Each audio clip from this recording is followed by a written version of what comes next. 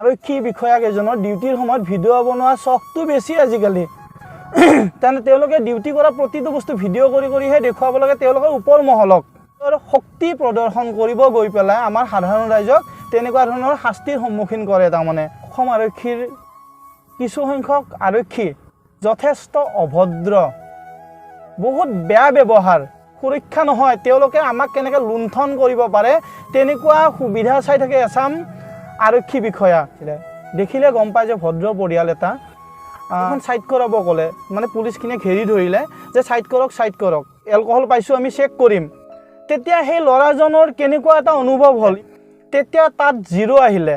কিন্তু সেই চেক কৰাৰ সময়খিনিত তাৰে 2-এজন ট্ৰাফিকে কৈ আছে ৰ'ব মই ভিডিঅ' বনাওঁ। তাৰ মানে প্ৰতিযোগিতা, ভিডিঅ' বনোৱাৰ প্ৰতিযোগিতা। নমস্কাৰ, মই লোহিত নাথ। মই এইমাত্ৰ 9 বজাত গুৱাহাটী ক্লাবৰ পৰা সেনেকৈ ঘৰমুৱা হৈ আহি আছিলোঁ কৰ্মস্থলীৰ পৰা।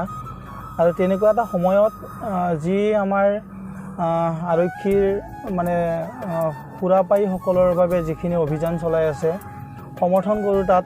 বা আমাৰ হিমন্ত বিশ্ব ছাৰে বহুত চেষ্টা কৰিছে এক্সিডেণ্ট কমোৱাৰ বাবে, তেওঁক বহুত ধন্যবাদ জনাওঁ। আৰু তেওঁ এজন অসমীয়া হিচাপে তেওঁ যিখিনি আজি আগবাঢ়ি গৈছে, বহুত ভাল লাগে। প্ৰতিজন অসমীয়া তেনেকৈ আগবাঢ়ি আহক আমাৰ সমাজত, আৰু অসমখনৰ কাৰণে ভাল। আৰু তেনেকুৱা এটা সময়তে মই যিটো বিষয়ে ক'ব বিচাৰিছোঁ তেনেকুৱা যে ময়ো আহি আছিলোঁ। তেতিয়া মোক ক'লে যে ফুৱাই দিয়ক বুলি কওঁতে তেওঁলোকৰ যিটো আপোনালোকৰ চেক কৰাৰ কাৰণে এনালাইজাৰ মেচিন থাকে, তাত মই দেখা পালোঁ কোনো ধৰণৰ পাইপ লগোৱা নাই, মাথো এনেই তাৰমানে ফুৱাই দিয়ক বুলি দূৰৰ পৰা কৈছে। তাৰমানে বোলে ফু এটা মাৰক। ঠিক আছে, মই ফুৱাই দিলোঁ, কোনো ধৰণৰ সন্দেহ নাই। যিহেতুকে আমি কৰ্ম কৰি খোৱা মানুহখিনিয়ে সাধাৰণতে এটা কথা চিন্তা কৰোঁ যে কেনেকৈ আমি সুকলমে ঘৰখন পাওঁ, যাতে আমাৰ পৰিয়ালটোৰ ওচৰত আমি পাব পাৰোঁ। আৰু মই এখন গাড়ী চলাওঁ, তেতিয়া মই জানো যে আজি যদি মই গাড়ীখনৰ লগত মোক যদি আজি সুৰাসক্ত অৱস্থাত পায়, মোৰ 10,000 টকা ফাইন, জৰিমনা আৰু নানান ধৰণৰ শাস্তিৰ সন্মুখীন হ'ম। গতিকে সেইখিনি মই যাতে নপৰোঁ, মোৰ যাতে পৰিয়ালটো বিপদত নপৰে, মই সেইখিনি চিন্তা কৰোঁ। তাৰ বাবে যেতিয়া কিবা এটা খাবলৈ মন যায়, এপেকেট 10 টকা মই ফূৰ্তি কিনি খাওঁ, জানো যে ফূৰ্তি পেকেটত নিশ্চয় কিবা এটা শক্তি পাম, তেনেকুৱা ধৰণৰ চিন্তা কৰোঁ। তাৰপিছত সেই চিন্তাৰে যেতিয়া আহি আছিলোঁ, মোক ক'লে, তেতিয়া মই গাড়ীখন আগত অলপমান ছাইড কৰিলোঁ। ছাইড কৰি মই বোলে এবাৰ চাওঁ, যিহেতুকে দেখা পাই আছোঁ নিউজে পত্ৰই। উভতি গ'লোঁ, গৈ পেলাই তাত দেখিলোঁ তেওঁলোকৰ আৰক্ষী বিষয়াৰ লগত কথা পাতিলোঁ যে দাদা ইয়াত যে একো পাইপ লগোৱা নাই, কেনেকুৱা ধৰণৰ কি এইটো। তেতিয়া তেওঁলোকে মোক কথাখিনি বুজাই দিলে যে যেতিয়া এনে ফুৱাব দিওঁ, যদি কাৰোবাৰ পৰা সন্দেহ হয়, তেতিয়া আমি তাত পাইপ লগাই পেলাই তেওঁলোকক ফুৱাব দিওঁ, তেনেকৈ আমি প্ৰমাণিত কৰোঁ। ঠিক আছে, সেইখিনিলৈকেও ঠিক আছে, একো অসুবিধা নাই। কিন্তু এইখিনি কৰাৰ নামত তাত যথেষ্টখিনি ট্ৰাফিক হৈছে আৰু 9টা বজাত। তেতিয়া মই কি কৰিলোঁ, তেনেতে তাৰমানে এখন ভদ্ৰ পৰিয়াল এটাৰ সৈতে এখন গাড়ী আহিছিলে। দেখিলে গম পায় যে ভদ্ৰ পৰিয়াল এটা। এগৰাকী মা আছিলে লগত, এগৰাকী ছোৱালী আৰু এগৰাকী সৰু কেঁচুৱা এটা আছিলে। তেওঁলোকে আৰু ড্ৰাইভাৰজন দেখাত বহুত অমায়িক ভদ্ৰ ল'ৰা, তাৰমানে শিক্ষিত হয়, কিন্তু কৰ্মৰ কাৰণে তেওঁ গাড়ী চলাই পেলাই, কাম কৰি পেলাই যিখিনি প্ৰাইভেট গাড়ী এখন চলালে দৰমহা পায়, সেইটো পাই তেওঁৰ পৰিয়াল পোহপাল দি আছে। তেতিয়া তেওঁক মানে ফুৱাব দিলে তেনেকৈ, বহুত দূৰৰ পৰা দেই, এইটো ওচৰত দিয়া নাই, কাৰণ যিহেতুকে পাইপ লগোৱা নাই। তেতিয়া তেওঁক গাড়ীখন ছাইড কৰাব ক'লে, মানে পুলিচখিনিয়ে ঘেৰি ধৰিলে যে ছাইড কৰক। ঠিক আছে, তেওঁ গাড়ীখন ছাইড কৰিলে। তেতিয়া তেওঁলোকৰ তেতিয়া কোনো ধৰণৰ পাইপ লগোৱা নাই বা একো নাই। তেতিয়া ক'লে যে ইয়াৰ ওপৰত সন্দেহ হৈছে, আমি চাম। সেইখিনিলৈকে ঠিকে আছে। কিন্তু এতিয়া কথাটো হ'ল যে অকল সন্দেহৰ নামত এখন গাড়ী তেনেকৈ ছাইড কৰাই দিছে। এতিয়া সেই পৰিয়ালটোৰ ইমাৰ্জেঞ্চি ঘৰত যাব লাগে, লগত কেঁচুৱা বাচ্চা আছিলে, সৰু ল'ৰা আছিলে। তেওঁলোকে কৈছে যে এই ল'ৰাজনে মোৰ কেঁচুৱাটো লগত লৈ পেলাই আমি মানে বজাৰৰ পৰা আহি আছিলোঁ, GS ৰোডৰ পৰা। গতিকে ল'ৰাজনে কেতিয়াও একো খাবই নোৱাৰে, সম্ভৱেই নহয়। মানে ল'ৰাজন অমায়িক হয়, শিক্ষিত ভদ্ৰ ঘৰৰ ল'ৰা এজন। কিন্তু এতিয়া চাওক, সেই ল'ৰাজনৰ সেই মুহূৰ্তটোত এবাৰ ভাবক আপুনি, যে তেওঁক যেতিয়া নিচাসক্ত বুলি ক'লে যে এওঁৰ এলকহল পাইছোঁ আমি চেক কৰিম, তেতিয়া সেই ল'ৰাজনৰ কেনেকুৱা এটা অনুভৱ হ'ল, ইমান কষ্ট কৰি তেওঁ গাড়ীখন চলাই পেলাই ঘৰখন চলাই আছে, তেওঁৰ কেনেকুৱা এটা অনুভৱ হ'ল যে মোক আজি মদাহী বুলি ক'লে। তেতিয়া চেক কৰালে আৰু যেতিয়া চেক কৰিলে তেতিয়া তাত 0 আহিলে। কিন্তু সেই চেক কৰাৰ সময়খিনিত তাৰে 2-এজন ট্ৰাফিকে কৈ আছে ৰ'ব মই ভিডিঅ' বনাওঁ। তাৰ মানে প্ৰতিযোগিতা, ভিডিঅ' বনোৱাৰ প্ৰতিযোগিতা। ঠিক আছে, ডিউটি কৰিছে আপোনালোকে কৰক, কিন্তু অকণমান চাব পাৰে সেইখিনি কোনজন মানুহে খাই আহিছে খোৱা নাই। আপোনালোকে সেইখিনি যদি সন্দেহৰ চকুৰে চাই আপোনালোকে তেওঁক ক্ষুধাক্ত বুলি ক'ব পাৰে, সন্দেহৰ চকুৰে চাই মানুহজনক অনুমানো কৰিব পাৰে আপোনালোকে যে তেওঁ মদ খাইছে নে খোৱা নাই। আৰু 9টা বজাৰ কথা এয়া। তাৰপিছত এতিয়া কথা এটা চাওক, আজি তেওঁ এখন প্ৰাইভেট গাড়ী চলায়, কালি কিবা এটা কাৰণত যদি অকণমান কিবা এটা তেওঁলোকৰ কথাৰ কটাকটি হয়, নিশ্চয় তেওঁলোকৰ সেই মালিকনীজনীয়ে হওক বা ভদ্ৰ মহিলাগৰাকীয়ে তেওঁক ক'ব যে তুমি চাগে মদ খোৱা ন, পুলিচতে এনে কোৱা নাছিল। গতিকে তেনেকুৱা ধৰণৰ কিছুমান এই ল'ৰাজনে কালিলৈ মানে সি নিজকে অপৰাধী ফিল কৰিব যে মোক মদাহী বুলি ক'লে আজি। তাৰপিছতে মানুহগৰাকীয়ে যথেষ্ট প্ৰতিবাদ কৰিলে যে মই নিজে এডভকেট হয়, আপোনালোকে এনেকৈ মানে মানুহক শাস্তি দিব নাপায়, সন্দেহৰ চকুৰে চাই শাস্তি দিব নাপায়। আৰু মই নিজ চকুৰে চাইছোঁ তাতে কোনো ধৰণৰ পাইপ লগোৱা নাই, একো লগোৱা নাই মেচিনটোত, এনে নৰ্মেলি চাই আছে তেওঁলোকে সন্দেহ। তাৰপিছত সেই ল'ৰাজনৰ কাৰণে পাইপডাল লগাই ফুকাব দিয়াৰ সময়ত তাতে 0 আহিছিল, গ্ৰীণ। আৰু সেই 0টো মই চিঞৰি দিছিলোঁ তেতিয়া যে 0 আহিছে। মোৰ কিবা এটা ভাল লাগিছিল ল'ৰাজনৰ প্ৰতি, মানে এই কৰ্ম কৰি খোৱা ল'ৰাজনৰ প্ৰতি যে 0 আহিছে, একো নাই 0 আহিছে, মই এনেকৈ নিজে চিঞৰি দিছিলোঁ তেতিয়া। কিন্তু এই যে ধৰক মই ভিডিঅ' বনাওঁ তেনেকুৱা ধৰণৰ যিখিনি তেওঁলোকৰ ডিউটিৰ সময়ত, আৰক্ষী বিষয়াকেইজনৰ ডিউটিৰ সময়ত ভিডিঅ' বনোৱা চখটো বেছি আজিকালি। তেনে তেওঁলোকে ডিউটি কৰা প্ৰতিটো বস্তু ভিডিঅ' কৰিহে দেখুৱাব লাগে তেওঁলোকৰ ওপৰ মহলক। মোক যেতিয়া ৰখাইছিলে মোৰ হাঁহি উঠে নিজকে, তাৰমানে যিহেতুকে মই একো খোৱাই নাই, কোনো মানে সেনেকুৱা কথা আহিয়ে নপৰে, তেতিয়া মোৰ নিজৰে মনত হাঁহি উঠে তাৰমানে তেওঁলোকৰ প্ৰতি যে তেওঁলোকে কি ভাবিনো ধৰক মোক ক'লে। ঠিক আছে, তেওঁলোকৰ ডিউটি সেইটো, কিন্তু ডিউটিৰ 2-এজন আৰক্ষী বিষয়াৰ নিজৰ শক্তি প্ৰদৰ্শন কৰিব গৈ পেলাই আমাৰ সাধাৰণ ৰাইজক তেনেকুৱা ধৰণৰ শাস্তিৰ সন্মুখীন কৰে তাৰমানে।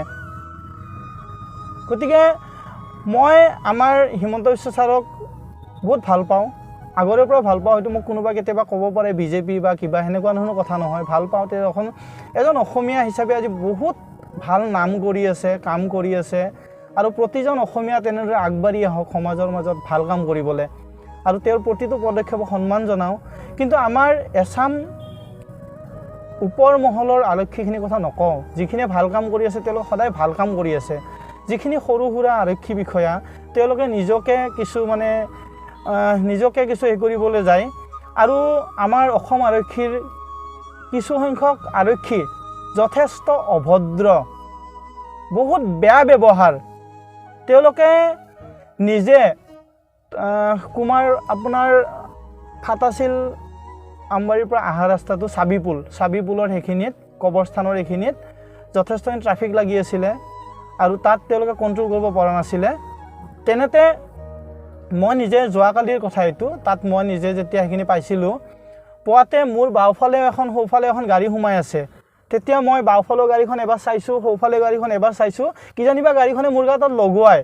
তেনেকুৱা এটা সময়ত সন্মুখৰ এজন আৰক্ষী বিষয়া, য'ত এতিয়া বৰ্তমান নীলা ড্ৰেছত থাকে, তাত লাইট নাই, এটা ষ্ট্ৰীট লাইট নাই, চাবিপুলৰ চাৰিআলিটোত এজন আৰক্ষী বিষয়া, তেওঁ ট্ৰাফিক আৰক্ষী বিষয়া, তেওঁ সন্মুখৰ পৰা চিঞৰিছে, চোৰৰ বাচ্চা, কুকুৰৰ বাচ্চা, তই দেখা নাই? মোক তেনেকৈ চোৰৰ বাচ্চা, কুকুৰৰ বাচ্চা বুলি বহুত অসভ্য আচৰণ কৰিছে। তেওঁ পাৰিলে তেওঁ মোক মাৰে, তাৰমানে এনেকুৱা এটা অসভ্য আচৰণ। অসম আৰক্ষীৰ ইমান অসভ্য আচৰণ, যিটো বস্তু ভাল নালাগে। তেওঁ আমাৰ সুৰক্ষাৰ বাবে আছে, কিন্তু আমাৰ সুৰক্ষা নহয়, তেওঁলোকে আমাক কেনেকৈ লুণ্ঠন কৰিব পাৰে তেনেকুৱা সুবিধা চাই থাকে এছাম আৰক্ষী বিষয়া, সুবিধা চাই থাকে তেওঁলোকে কেনেকৈ লুণ্ঠন কৰিব পাৰে, তেনেকৈ তেওঁলোকৰ বাহিৰা পইচাৰে তেওঁলোকৰ ঘৰ চলাব পাৰে। দৰমহাটো বাদ, দৰমহাটো তেওঁলোকৰ ঘৰত জমা থাকিব আৰু তেওঁলোকৰ বাহিৰা পইচাৰে তেওঁলোকৰ মানে ঘৰ চলাব। সকলোবোৰ আৰক্ষী নহয়, বহুত ভাল আৰক্ষী আছে যিখিনিক আমি বহুত মানে সন্মানেৰে চাব মন যায়, কিন্তু এচাম অসভ্য আৰক্ষী বিষয়া আছে যাৰ কাৰণে কেতিয়াবা বহুত বেয়া। আৰু এদিন ফেঞ্চি বজাৰৰ AC মাৰ্কেটৰ চাৰিআলিটোত ঘটিছিল এটা ঘটনা। মই গাড়ীখনত নিজে বহি আছিলোঁ, 1 মিনিটৰ কাৰণে ৰখাইছিলোঁ, তাতে ৰখাই সৰু ল'ৰা এটা কিবা এটা বস্তু কিনিবৰ কাৰণে AC মাৰ্কেটৰ সন্মুখত ছাইডত মানে আপোনাৰ জানে তাতে আপোনালোকে যে আমেৰিকান পপকৰ্ণ কিনিবৰ কাৰণে কৈছিলে মাত্ৰ, তেনেতে পুলিচজনে হোমগাৰ্ড এজন আহি পেলাই মোক যিমান অসমীয়া মানে বেয়া ভাষা আছে গোটেই ভাষাখিনি তেওঁ মোক গালি পাৰিছে। মোৰ বেয়া লাগিছে যে ইমান অসভ্য আচৰণ তেওঁ মোক কৰিছে। মোৰ মনটো সেইখনত বেয়া লাগিছে যে আজি মই ইমান গালি খাইছোঁ, ইমান বেয়া ধৰণে গালি পাৰিছে তেওঁক। মই ইমানেই কিবা এটা মানে মই মানে তেওঁ মোক কি হিচাপত গালি পাৰিলে। মই প্ৰতিবাদ কৰিব সেই সময়ত গাড়ীখনক ছাইড কৰাটো মোৰ দায়িত্ব আছিলে, সেইকাৰণে মই গাড়ীখন ছাইড কৰালোঁ। কিন্তু মনত দুখ এটা লৈ আছিলোঁ, যিটো মই আজি আপোনালোকৰ আগত প্ৰকাশ কৰিছোঁ। অসম আৰক্ষী বিষয়াৰ একাংশ আৰক্ষী বহুত অসভ্য আচৰণ আছে। ঠিক আছে, ভুল কৰিছে, জৰিমনা ল'ব, সেইটো বেলেগ কথা, সেইটো বিষয় সম্পূৰ্ণ বেলেগ। কিন্তু অসম আৰক্ষীৰ এচাম অসভ্য আচৰণৰ আৰু টকাৰ লোভীয়া আৰক্ষীৰ কাৰণে আজি অসম আৰক্ষীৰ নামটো এনেকৈ মই ক'বৰ কাৰণে মোৰ এটা কৈ আছোঁ। মই কালি মোৰ কি হয় মই নাজানো, কিন্তু মই প্ৰমাণিতভাৱে মই দিব পাৰিম যে এনেকুৱা ধৰণৰ যিখিনি ব্যৱহাৰ কৰা আৰক্ষী আছে মই দেখুৱাই দিব পাৰিম ক'ত ক'ত আছে। যি কি নহওক, ভিডিঅ'টো মই দিলোঁ, অলপ দীঘলীয়া হৈছে, মনৰ কথাখিনি কৈ দিলোঁ, মই বেয়া নাপাব। মই ডিউটিৰ পৰা আহি আছিলোঁ, ঘৰমুৱা হৈ আছোঁ, আৰু যিখিনি মই সন্মুখীন হৈছোঁ সেইখিনি আপোনালোকৰ লগত দেখুৱাই দিছোঁ। আপোনালোকে আমাৰ কাৰণে কৰি আছে, এক্সিডেণ্ট কমাবৰ বাবে কৰক, আৰু সুৰাপান কৰি গাড়ী নচলাব। আপোনালোকৰ সকলোৰে এটা পৰিয়াল আছে, ঘৰলৈ উভতি যাব লাগিব, সসন্মানে বা টকা পইচা বচাবৰ কাৰণে বহুতখিনি চেষ্টা কৰিব পাৰি। গতিকে যাতে কোনো হাৰাশাস্তিৰ সন্মুখীন হয় আপোনালোকে সুৰাপান কৰি গাড়ী নচলাব। আৰু লগতে আমাৰ আৰক্ষী বিভাগত জড়িত প্ৰতিজন আৰক্ষী বিষয়ালৈ মই অনুৰোধ জনাইছোঁ, আপোনালোকে অকণমান চাই চিতি পেলাই মানুহখিনিক সোধা পোছা কৰিব। আৰু যদি আপোনালোকে পৰীক্ষা কৰিয়ে তেতিয়াহ'লে পাইপ লগাই পেলাই ভালকৈ পৰীক্ষা কৰক, প্ৰতিটো পাইপ সলাই কৰক। গতিকে এনে সন্দেহৰ লৈ পেলাই কাৰোবাক যাতে সময় নষ্ট নকৰে, কাৰণ তেওঁলোকে যথেষ্ট দিনটো কষ্ট কৰি পেলাই ঘৰলৈ উভতি অহা সময়। গতিকে মোৰ যদি কিবা ভুল হৈছে মোক ক্ষমা কৰি দিব, আপোনালোকে কমেণ্ট কৰি জনাব পাৰে, কাৰণ মই নিজেও সন্মুখীন হৈছোঁ।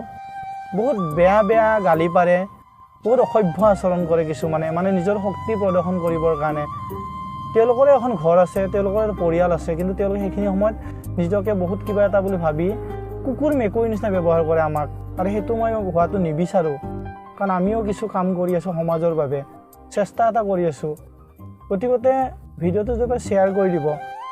আৰু মই আমাৰ মাননীয় মুখ্যমন্ত্ৰী হিমন্ত বিশ্ব ছাৰক হাজাৰবাৰ প্ৰণাম কৰোঁ, আপোনাক বহুত ভাল পাওঁ, কাৰণ আপুনি যিখিনি কৰি আছে আমাৰ বাবে কৰি আছে, আৰু প্ৰতিজন অসমীয়া তেনেকৈ আপোনাৰ নিচিনা আগবাঢ়ি যাওক তাৰে কামনা কৰিছোঁ।